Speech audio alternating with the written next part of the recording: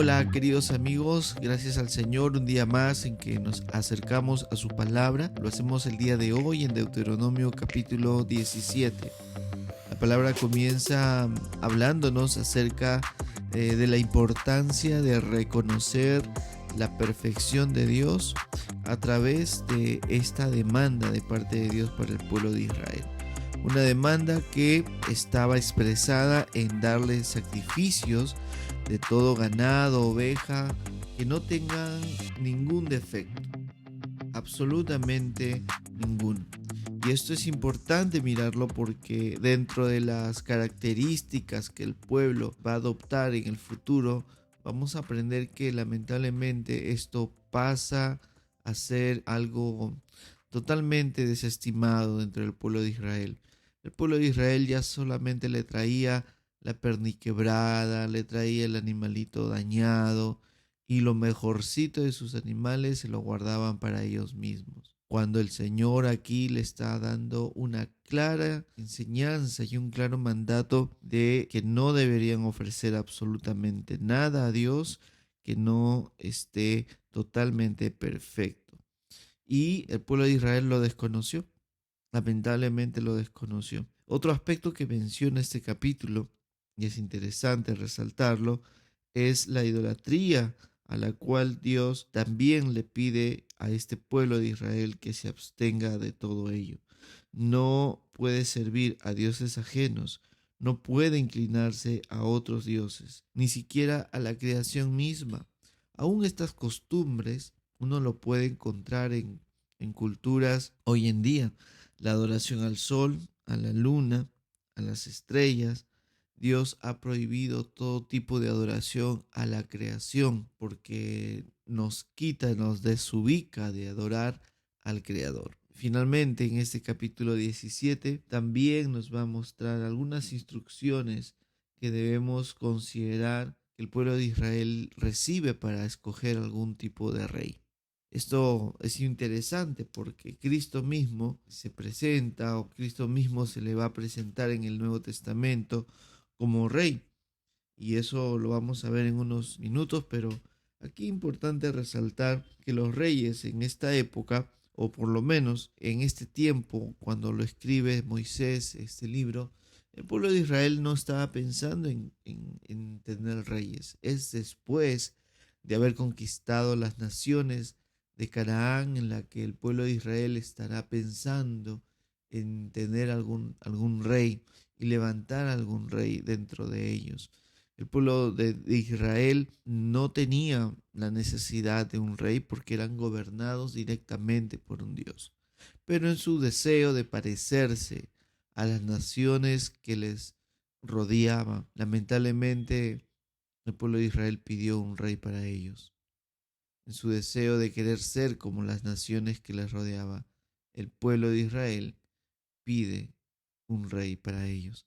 Esto es triste porque desconoce en cierta medida el gobierno, el dominio de Dios, el hecho de ser diferentes, y quiso y buscó ser igual a las naciones que le rodeaban. Y aún ahí el Señor tiene misericordia de este pueblo y les pone algunas pautas, algunos mandamientos para que el pueblo de Israel no se desviara.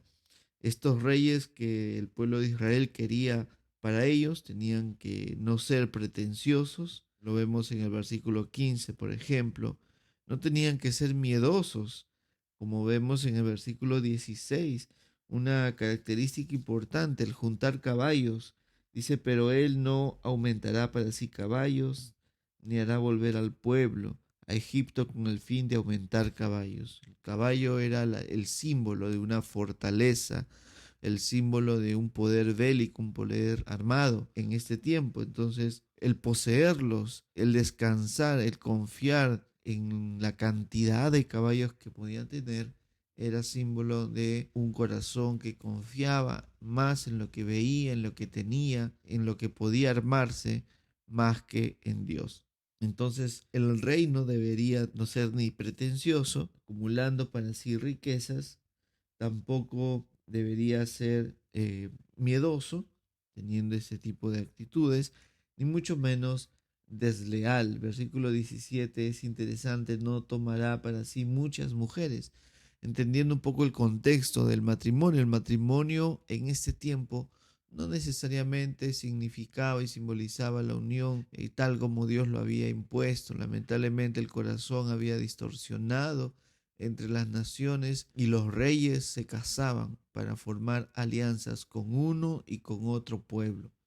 El hecho de Dios prohibir aquí de no tener muchas mujeres no necesariamente estaba implicado en el aspecto moral, sino más bien en el aspecto de formar alianzas. El pueblo de Israel no podía tener alianzas o muchas alianzas con las naciones que los rodeaban. Dios había limitado la tierra prometida a una cierta expansión.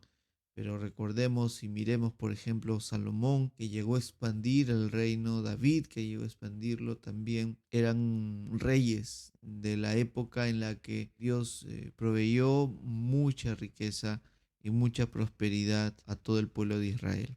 Y las alianzas podían proliferar, podían estar en todo momento buscando querer estar bien con el rey y estar en diversos matrimonios. Entonces, el rey era advertido en este momento de no hacerlo, sino de mantenerse fiel y sobre todo leal a Dios, ¿no? Tampoco materialista, no ignorante, ni desobediente, ni orgulloso. Cada una de estas características están resaltadas en los versículos del 14 al 20 de este capítulo. Importante es mirar cómo Dios aún va cuidando a su propio pueblo, que se desvía. El hecho de buscar reyes para ser gobernados ya era un desvío, pero aún en su desvío, como siempre, conoceremos a Dios. Siempre Dios estará ahí, no proveyéndonos para seguir siendo desviados, sino siempre atrayéndonos y jalándonos y tratando de que podamos volver al camino. Ahora, su trato con su pueblo era un trato amoroso, un trato obviamente a través de mandatos y mandamientos, pero que a través de ellos el Señor mostraba su amor. Y también a través de sus castigos. Dios iba a disciplinar, iba a golpear duramente a su pueblo, pero era porque lo amaba profundamente. Gracias a Dios por su palabra en esta hora. Que el Señor nos guarde y nos guíe, podamos ver su amor en medio de toda la realidad. Lo más lindo de todo esto es que Cristo, nuestro Cristo Jesús, se presenta también y vemos en el Nuevo Testamento como Él es Rey de Reyes y Señor de Señores. Qué bueno es poder ver esto en la palabra de Dios.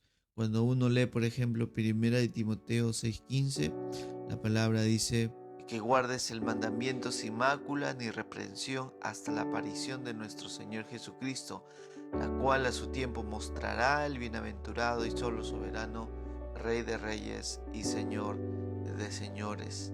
Y uno puede leer libros también como el Apocalipsis, capítulo 15, el versículo 3, dice: y canta el cántico de Moisés, siervo de Dios, y el cántico del Cordero, diciendo: grandes y maravillosas son tus obras, Señor Dios Todopoderoso, justos y verdaderos son tus caminos, Rey de los santos. Jesucristo es nuestro Rey.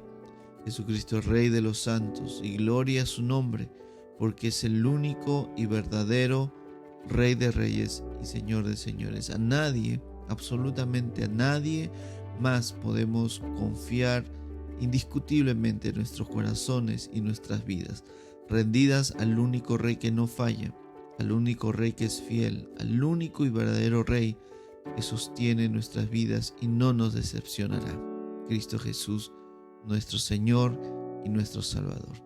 A ti venimos, Señor, en este día, a rendirnos como súbditos tuyos, aún como esclavos tuyos. Tú eres nuestro Rey, tú eres nuestro Señor. En el nombre de Jesús. Amén.